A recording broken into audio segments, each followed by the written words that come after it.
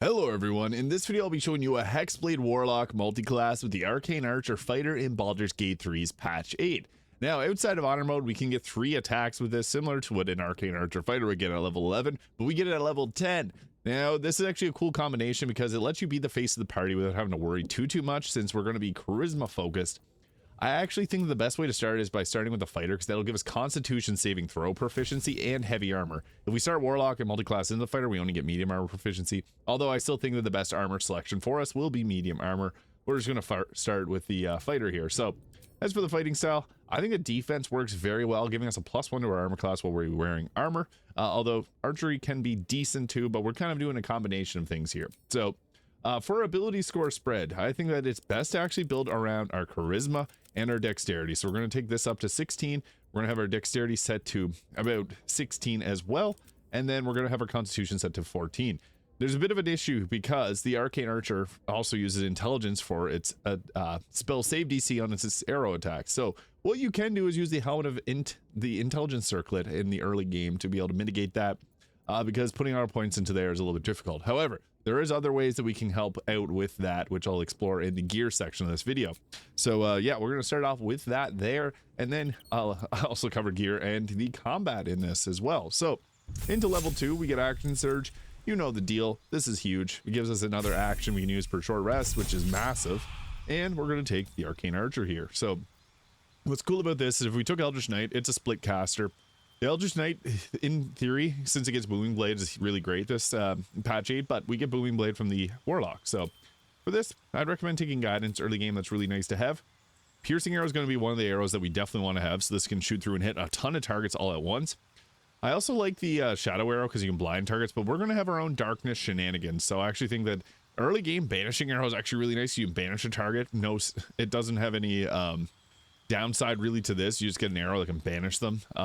I also like to have Seeking Arrow, and Bursting Arrow can be nice too, but we're going to go with Banishing Arrow in the early game just because being able to disappear somebody is pretty nice. Into level 4, we get ourselves a choice, and I think that the best thing here is going for another feat. Now, we're going to be using Charisma for our attack rolls. It does feel a bit weird to take up our Charisma here, so you could go with a boost to our Dexterity in the early game, or you could go with a boost to your Charisma. Another thing with stats too I want to mention is you can take some of the stats into your intelligence and then use the gloves of dexterity to mitigate that as well. So there's optional gear choices here that we can go with. We're going to boost up our dexterity here at first, and then next level or next feat we'll go with our charisma. So level 5, extra attack. Need I say any more? It's a big power spike in the game, but I actually think that our next level is going to be adding in the Warlock here now. So we're going to go with the Hexblade. For cantrips, Eldritch Blast, nothing like it, and Booming Blade, which is huge because it gives us a 1d8 of extra thunder damage, and whenever the target moves, they take 2d8 of thunder damage. This will scale up at level 10 to do an additional 2d8, plus the movement is a 3d8, so actually really nice. Hexblade, in a nutshell, you get the Bind Hex weapon allowing you to use Charisma for your attack rolls, and then you can also apply the Hexblade's Curse, which will be really nice with setting up and dealing a little extra damage, and we can create specters from them. And for our spells, it's always great to have shield. However, we don't have many spell slots for it, so just be mindful of that. Hexblade's Curse, great spell to go with, so we're going to go with something like that there. Wrathful Smite just gives us another option. Does have a bonus action, so that's something unfortunate, but just to keep in mind that. Next level, Hellish Rebuke is not a bad option to have. Sometimes it's just useful to have there. Hex can also be nice, or Armor of Agathis. And for our Eldritch Invocations, Devil's Sight. Enough said. This is really useful, especially if you get Scrolls of Darkness. You can hide out in your darkness, and we also, I guess, could take darkness at our next level here. But the big thing with this is you can see a magical dark vision. You get magical dark vision. I also like to take a repelling blast, and then we'll later take agonizing blast to add our charisma modifier to the damage that Eldritch Blast does. At level 3 here, we get our subclass feature Pact Boon, which we're going to take Pact of the Blade. This is the only way that we can get the extra attack. Now, if you're on honor mode, just take Pact of the Chain instead, or Pact of the Tome, because this will give you eventually get haste, but Pact of the Chain is nice. We're going with Pact of the Blade because we get our extra attack from fighter. This will stack outside of honor mode with the Pact of the Blade. And for our next leveled spell, Darkness, it's just extremely useful since we can see in it, you can hide out in it. Darkness is an underrated spell, guys. For those that don't love Darkness, try it out. You'll see it makes the game much more interesting, especially when we get a little bit of a fun spell later on.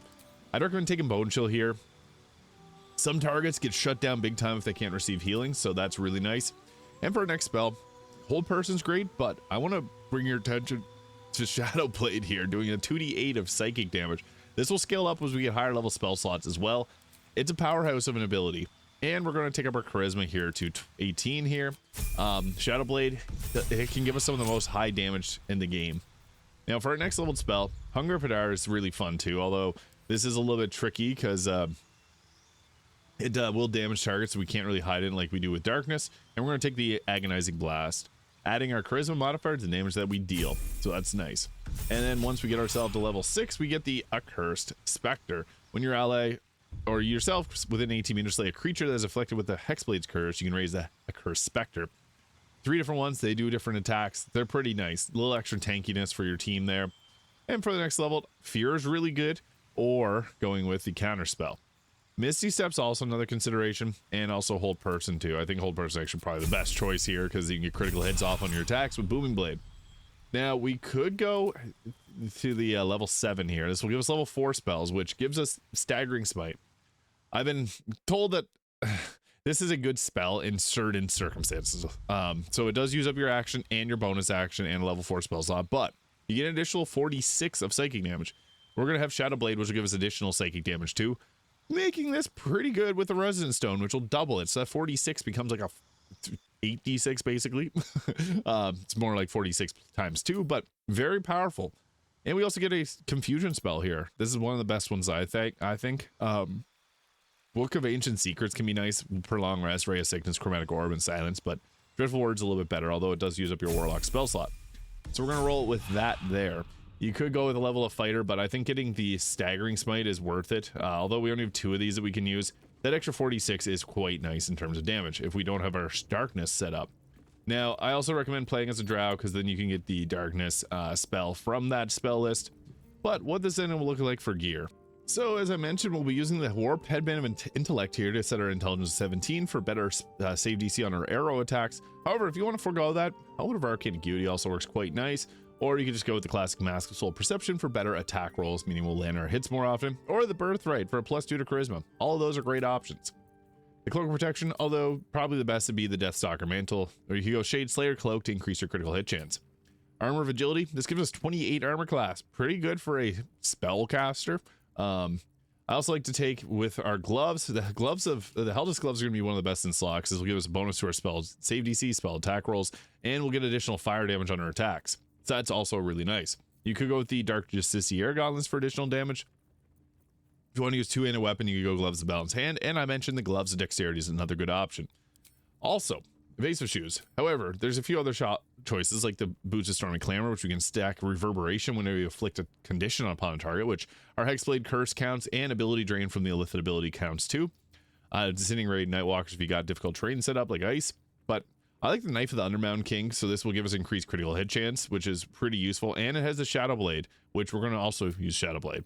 The other best one to go with would be a this is kind of a little trick. We got the Staff of Spell Power here, which gives us the Arcane Battery. We're going to use that Arcane Battery, and with this we can give ourselves a free spell, so that's quite nice. So we can take it's for some reason it shows confusion there, but we get this one for free, so you can go ahead with getting a Shadow Blade for free, which is really nice. Because then we don't have to use up our spell slots, so we keep both of our level 2 spell slots. And on top of that, it does a 3d8 plus 8 psychic damage. So yeah, that with the Resonance Stone is a lot of damage. It's basically, it says upwards of 38 damage on the attack there.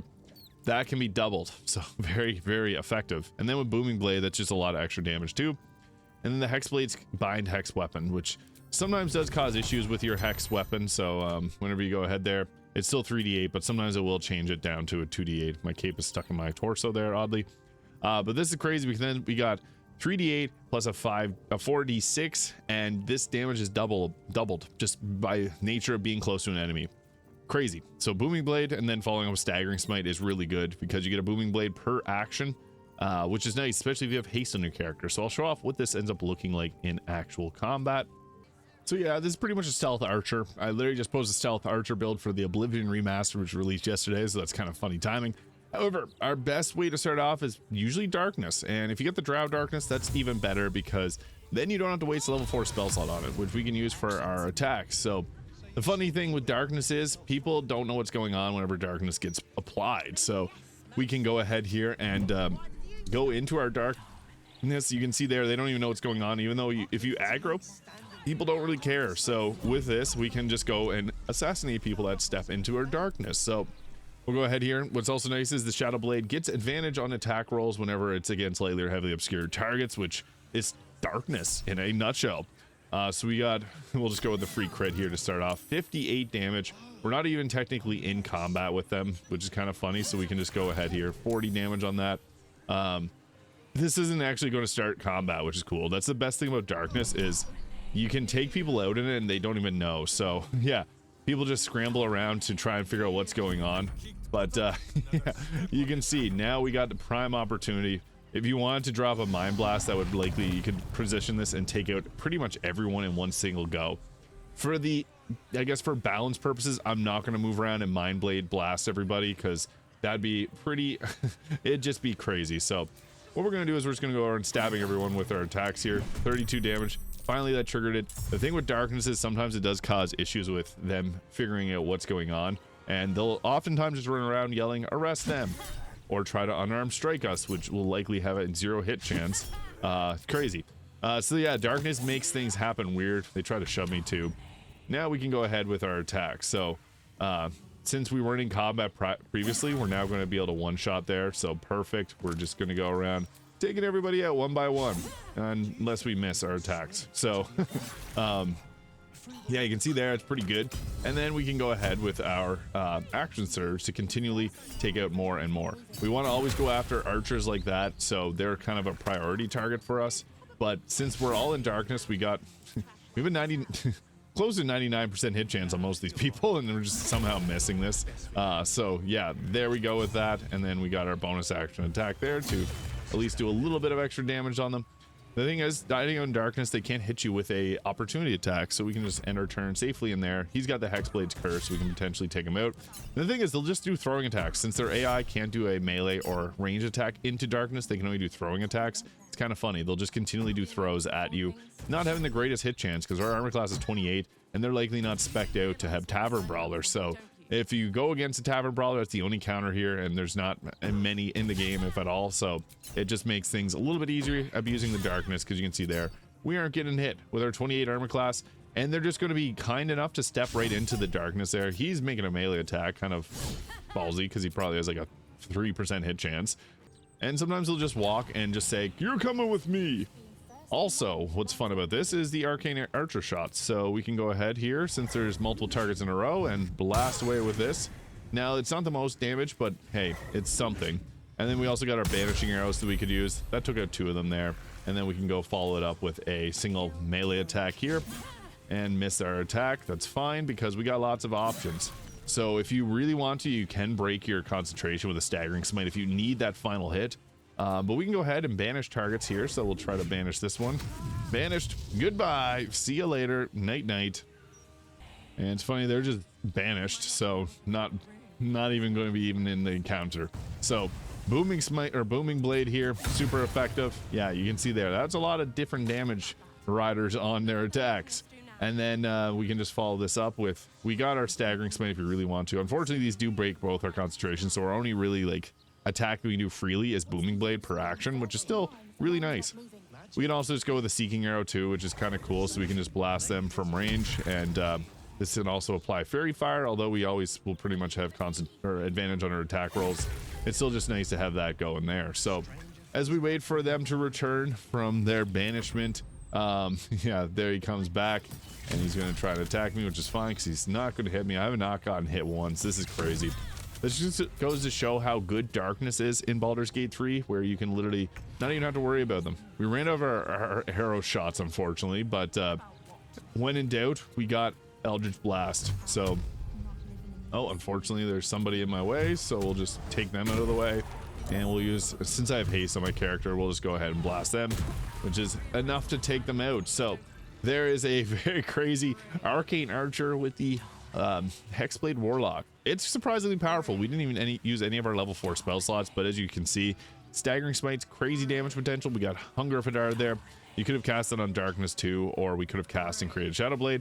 We also have Confusion as a nice action there that we could take to It's useful if there's enemies grouped up in an area, because then we don't have to deal with them and they'll fight each other. They only have a 1 in 10 chance of attacking us. But yeah, this is quite powerful. Let me know your thoughts in the comments. Hit the subscribe button below if you haven't already, and I'll see you all in the next one.